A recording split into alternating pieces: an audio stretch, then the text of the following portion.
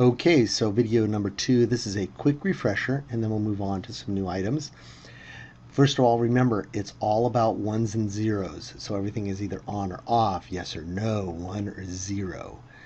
Okay, and that all the computer does is fetch and execute instructions, and that computer programming is writing those instructions. So there's lots of different levels of programming. There's machine language, which is you actually write out the ones and zeros and what will happen. But obviously with those blue cards, really hard to read. Then there's assembly language.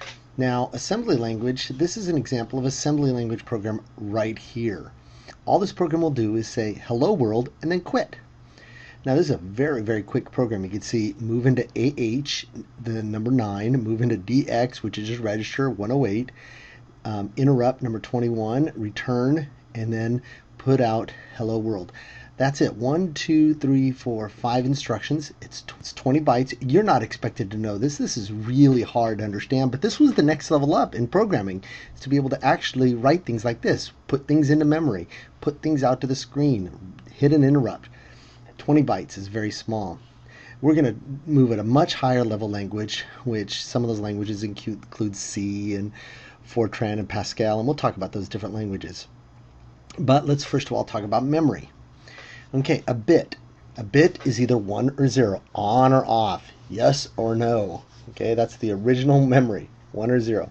A byte is 8 bits, and there are 256 possibilities in 1 byte, because each slot can either be on or off, and the combination of all of those possibilities gives you 256 different possibilities in 1 byte. Now, a kilobyte is 1,000 bytes, megabyte, 1,000,000 bytes, a gigabyte is 1,000,000,000 bytes, and a terabyte is 1,000,000,000,000 bytes. So those are the different memory sizes. Let's look and see what our computer has. Here we are on a Windows computer, and we're going to look at the memory by going to the system right here. Do you see where it says memory? It's right here. It says that we have 4 gigabytes. Now that's RAM. Remember, that's the memory that disappears when you turn the computer off.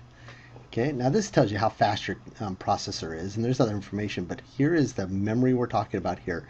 It's 4 gigabytes of RAM. That's actually pretty small for a Windows computer. How about an individual file? Well, if we go to the C drive here and do properties, we can see that this hard drive has 254 gigabytes, of which 134 is still free. That's a lot. Well, how much is an individual file? Well, we can go over here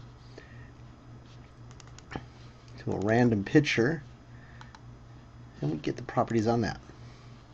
And we see that this is 760 kilobytes, or 777, 835 bytes, but 759 kilobytes. In order to be a megabyte, I would need another 240 bytes just to be a megabyte. So you can see how much space this takes up. So that's memory, and we'll talk about those instructions that we're going to want to write to actually put things in memory, including instructions, and we'll write our first program, and it'll be hello world.